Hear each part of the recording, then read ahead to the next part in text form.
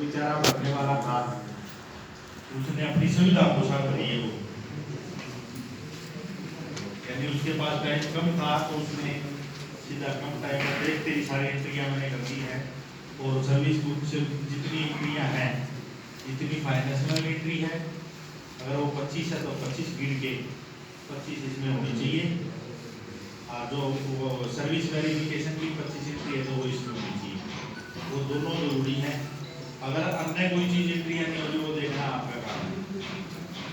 ये अगर वो चीज़ नहीं है, मिला कर लो समय एक एक करके अनवैलिडेट कराओ, अनफ्रीज कराओ, उनको डाटा ठीक करके फ्रीज करा लो, ताकि भविष्य में ये सर्विस अनफ्रीज का जो सिस्टम है वो बंद हो जाए, कम्प्लीटली बंद कर दिया जाएगा।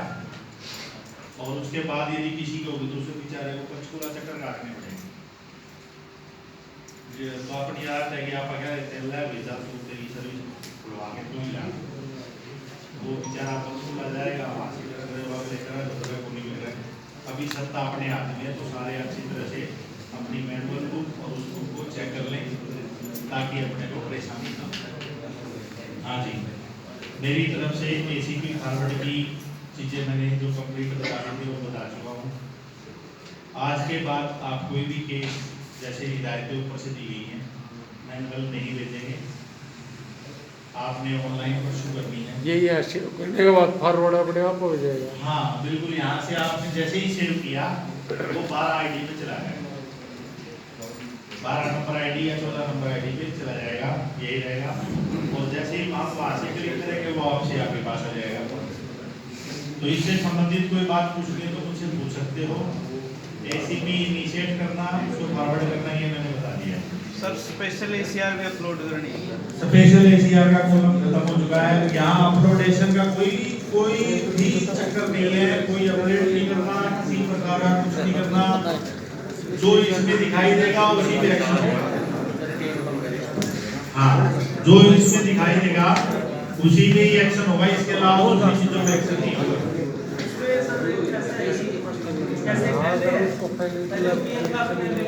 ठीक है, हाँ पोर्टल पे ड्यू दिखा रखा है, तो कहीं ना कहीं फाइनेंशियल अप्रेंटिस उसको बेनिफिट प्रमोशन करते हुए चुनाव किया गया है। देखिए हाँ, बड़ी मजेदार बात बताता हूँ आपको। अभी सर ने जिक्र किया तो मुझे भी आएगा। अभी मेरे पास एक मामला आया, जेबीटी से 4 का कर्मचारी था, इंग्लिश बना वो बन गया। हाँ जी, तो उसने क्या किया कि प्रमोशन में एंट्री करके फाइनेंशियल ग्रेडेशन यस करके उसको अपने डाल के उसको अगले स्टेशन पर भेज दिया। अब उसका एसीपी पे नाम नहीं आ रहा, तो एसीपी पे नाम नहीं आ रहा, उसकी कंप्लेंट दर्ज की तो वहां से मैसेज आया कि प्रमोशन में ऑलरेडी बेनिफिट ले चुका है। तो बेनिफिट वहां तो नहीं मिला, लेकिन भरने वाले ने गलती से कर दिया। तो जिनका नाम शो नहीं कर रहा या कर रहा है तो उसमें इस प्रकार की रुपया मिलेगी। हाँ जी, जैसे फोर्थ क्लास है, हाँ उसका भी प्रमोशन में प्रमोशन में 4th क्लास का। हाँ, ये बहुत बढ़िया आइडिया पूछा उसने। उसका क्या था, उसका समाधान डिपार्टमेंट ने ये निकाला है कि कर्मचारी ना फाइंड योर एम्प्लॉइज में देखते हैं तो उनकी डेजिग्नेशन अलग है, और जो बेसिक स्टेप 5 भरे थे वहां पे तो मैं स्वीपर बना रहा हूँ उसको, और वह फाइंड योर एम्प्लॉइज में दिखा रहा हूँ क्लास को। तो डेजिग्नेशन बीच मैच होगी, जैसे ही डेजिग्नेशन बीच मैच होगी वो प्रमोशन में शो करना शुरू कर देगा कि इसकी प्रमोशन पेंडिंग है। या तो उसको सारे को क्लास कोड ले लो, भाई क्लास कोड डेजिग्नेशन कर रखे हैं तो सारे जगह उसकी क्लास कोड कर दो, प्रमोशन से ना बढ़ जाए। हाँ जी, और बताओ। जैसे ये एसीपी 3 हाँ हमना के फॉरवर्ड कर दी, ठीक है, उसके बाद इधर डेट भी होगी, उसका मैसेज आएगा या फिर क्या? उसके जैसे ही ऑर्डर अपलोड होगा, हाँ बड़ा अच्छा क्वेश्चन है, जैसे ही अब ऑर्डर अपलोड होगा यहाँ एक रिपोर्टर कॉलम होगा जी, दिखाना रिपोर्ट का कॉलम। हाँ, जनरेट रिपोर्ट पे जाओ, यहाँ एसीपी दिखा मिलेगा, साइज में दिखाई दे रहा है। हाँ, एसीपी रिपोर्ट भी आ गई। हाँ, यहाँ पे इस पे क्लिक कर लो जी, एसीपी रिपोर्ट को सेलेक्ट कर लो। यहाँ पे किसी का कोई है, ये यहाँ पे सारी चीजें हैं।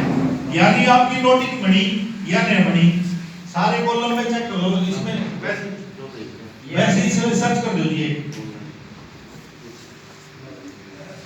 हाँ ये देखो यहाँ पे सारे दिखाई देंगे, pending at, Rajni pending at, तो ये पेंडिंग एट वहां पे मैसेज आया है आप में सबको, और जो ही ऑर्डर आएगा वो देखो आखिरी में लिखा हुआ ऑर्डर अपलोडेड। जैसे ही ऑर्डर अपलोड कर दिए यहाँ पे दिखाई देंगे, कहीं किसी से चक्कर काटने की जरूरत नहीं, फोन फुड़काने की जरूरत नहीं, आप रिपोर्ट में जाइए, यहाँ चेक कीजिए, वो जहाँ भी पड़ा हो वो आपको दिखाई देगा। पासवर्ड आईडी है क्या? हाँ एक बार इधर आ जाइए, इनका देखिए, जिसको हम लोग दिखाई देंगे। हाँ सेट हो गया क्या? कोई नहीं कर, अब यहाँ से पिक्चर क्लियर हो जाएगी। हाँ प्रमोशन का क्या मैटर था, थोड़ा सा मेरे को भी समझा बताइए। हमारे ऑफिस का नंबर है, ये तो रातों में ठीक है, वो एसपी मोड है 2012 से पीएम, ठीक है। उसको 2014 से दिया गया या 12 से। हाँ ये सर ये मैटर ठीक है। देखो इसका सिंपल सा उदाहरण बताता हूँ। ये बापा मैं जेबीटी टीचर था, मैं 10 साल के बाद मैं टीजीटी में बढ़ गया, मेरी एसीटी नहीं लग पाई मान लिया, तो मेरी एसीपी ड्यू बन गई, तो एज ए जेबीटी में जब था तो उसकी एज ए पीएन ही रहेगी, क्योंकि उस समय तो वो कलर था ही नहीं।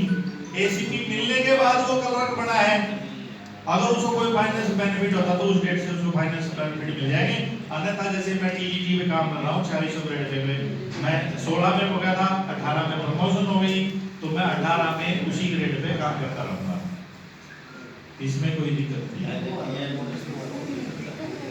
हाँ क्या है कि वो जैसे 96 में लगा, एक एसीपी उसको मिल गया, एसीपी मिलने के बाद वो कलर बन गया, डेट पे उसकी चेंज होगी 16.5 से 1900 डबल बेनिफिट हो गया उसको, बिल्कुल। अब उसको एज कलर में जो है एसीपी मिलेगा। हाँ इसमें बिल्कुल क्लियर है। नहीं अगर उसको फाइनेंशियल बेनिफिट कर्मचारी को प्रमोशन के दौरान मिला है तो उसकी एसीपी उसके दौरान बनेगी, ये कंफर्म है। अगर उसको फाइनेंशियल बेनिफिट नहीं मिला, बेचारे को केवल डेजिग्नेशन मिली है, तब उसको पिछले कैडर पे उसको एसीपी बेनिफिट मिलेगा। हाँ अगर उसको जैसे आपका टीजीटी लगते ही मेरे को इंक्रीमेंट मिल जाती, तो मेरे को एज ए मास्टर मेरी एसीपी लगती, ना कि एज ए जेबीटी। लेकिन अभी जो मेरी सेकंड एसीपी बनेगी एज ए जेबीटी बनेगी, मास्टर की एज ए मास्टर नहीं बनेगी,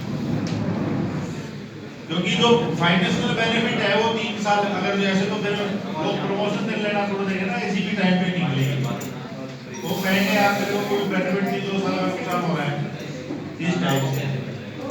हाँ और कोई नहीं मेरे से पूछना हो। फोर्थ क्लास या नॉन टीचिंग की एसीआर भी ऑनलाइन लिखनी थी। हाँ इसके बारे में सर उसके बारे में हमारे पास कोई गाइडलाइन नहीं आई, अगर आएगी तो इसी प्रकार सेशन में बुला के मैं आप लोगों को मदद करूँगा। हाँ उन्होंने डिपार्टमेंटल एसीआर बनाने का वीडियो अपलोड रखा है, यूजर मैनुअल, एक बार लास्ट में दिखाओ जरा, आप इसकी हेल्प ले सकते हो।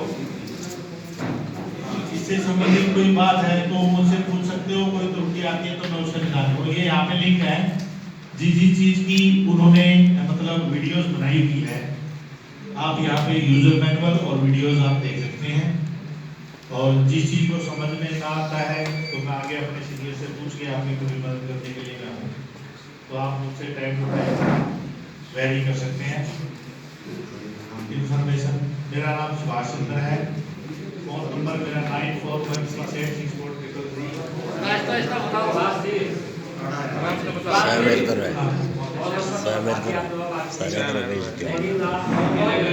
हाँ बिल्कुल मैं सहमत हूँ, मैं बिल्कुल सहमत हूँ इस बात से, और आपका ये शिकायत जायज है, लेकिन मैंने उसका बीच का रास्ता भी सोचा है, क्योंकि देखो मैं ऑफिस में बैठा हूँ, अब मैं ट्रेनिंग दे रहा हूँ तो मेरा फोन मेरी जेब में है, तो इसी प्रकार जब मैं काम कर रहा हूँ फोन में नहीं मारा, गरा छोटा जी हाँ, ये रखा हुआ है। तो इसी प्रकार मैं जो कंप्यूटर पे काम कर रहा हूँ तो साइड में रखा होता है मेरे को दिल्ली विजिट करने वाले 50-60 लोग रोज होते हैं और उससे ज़्यादा ही होते हैं, कम नहीं होते। मेरा प्रयास रहता है कि मैं दिल्ली उनका काम प्राथमिकता तौर पे करूँ। तो जो फोन कॉल सुनने का है वो नहीं हो पाता कई बार, मैं इसके लिए समझ आऊँगा। तो इसके लिए है अपने पास टेक्नोलॉजिस्ट ने बड़ी अच्छी सुविधा दी है व्हाट्सएप। तो जैसे आप व्हाट्सएप से स्वागत करोगे तो मैं शाम को 2 घंटे जरूर लेता हूँ। अगर मुझे ये लगता है कि इसकी प्रॉब्लम ये जेन्युइन है तो मेरे पास घर पे भी सिस्टम है, मैं उसको ओपन करके उसकी प्रॉब्लम रिजॉल्व करने की उसी समय कोशिश करता हूँ। नहीं तो उसको ये कह दूंगा कि तेरी प्रॉब्लम का निदान ऐसे होगा। तो इस कम्युनिकेशन को आप बढ़ा सकते हैं। जो मैसेज करोगे उसका रिप्लाई देने की पूरी कोशिश करूँगा। नहीं तो मेरी मेल एड्रेस है, आप अपनी प्रॉब्लम लिखिए, मेरी मेल पे भेजिए। व्हाट्सएप मेरे पास चालू रहता है कंप्यूटर में, मैं जाते ही व्हाट्सएप ओपन कर लेता हूँ, क्योंकि मुझे मेल जो आई है या फिर कोई चिट्ठी है इस पर डालनी है तो व्हाट्सएप के माध्यम से ग्रुप में मैं जरूर डालता हूँ, जो बीओजा ग्रुप बना है। तो उस समय मेरी नज़र व्हाट्सएप पे जरूर रहती है कि भाई इसने ये किया है, मैं उसको जरूर चेक कर लेता हूँ। आप प्रैक्टिकली करके देख सकते हैं इस बारे में। सर अपना फोन नंबर धीरे-धीरे बोलना, फोन नंबर बोलो सर। 9416864333 94 168 64 333। हाँ, मेल एड्रेस आप अपनी जो प्रॉब्लम्स हैं मेल पे जरूर भेजें, क्योंकि व्हाट्सएप पे तो जो प्रॉब्लम फौरी तौर पे होगी आप उसका इलाज कर पाएंगे, लेकिन मेल ऑथेंटिक होती है डिपार्टमेंट की hrmsdeo@gmail.com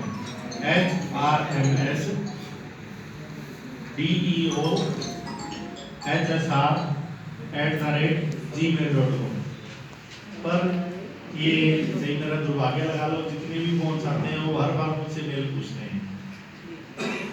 तो यहाँ बताने के बाद आशा करता हूँ कि आप मेल दोबारा से पूछने के लिए कि आप अपनी मेल भेजें, क्योंकि उसके लिए मुझे मेरा एडिशनल एफर्ट करना पड़ता है उसको फोन पे में।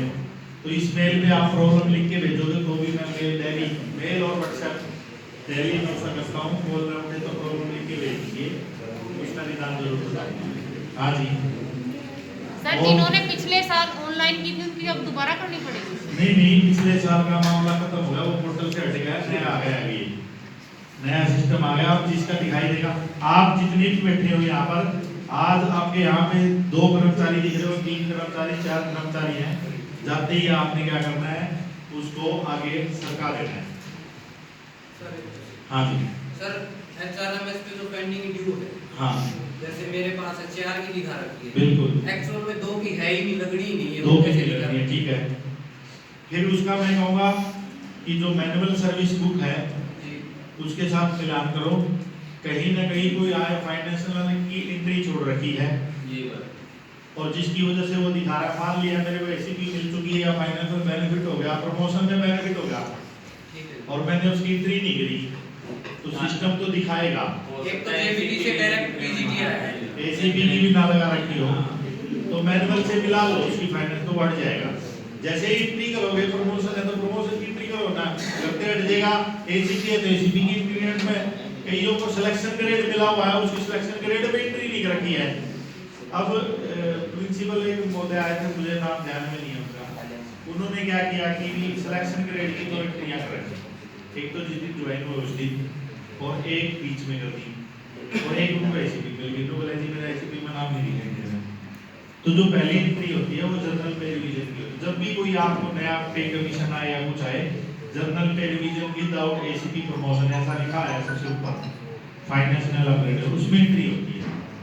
क्योंकि जैसे ही हम सर्विस बुक में एंट्री करते हैं ना, पहली एंट्री 4500 से 7000 से एंट्री का था, पहले 5500 से जो 7000 से 7500 आए उसकी एंट्री करते थे। लेक्चरर की जो आपका 6500 वो करते थे स्टार्टिंग में, पहले वो एंट्री तो वो उसी से एंट्री होती है जनरल पे।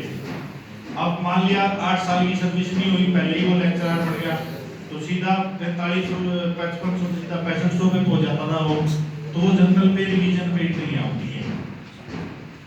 अगर वो प्रमोशन करके आया है, नया लगा है, तो प्रमोशन के अंदर एंट्रियां करेंगे ना उसकी, ना कि जनरल पे रिवीजन पे एंट्रियां करेंगे। क्योंकि प्रमोशन वाली एंट्री करके फिर फाइनेंशियल बेनिफिट देंगे तब जाके हटेगी। तो ये आप देख लो और कोई चीज समझ में नहीं हाँ जी हाँ ये देखना सर चलो आईडी पर किसी कर्मचारी मान लो पेज वाइज होगी। हाँ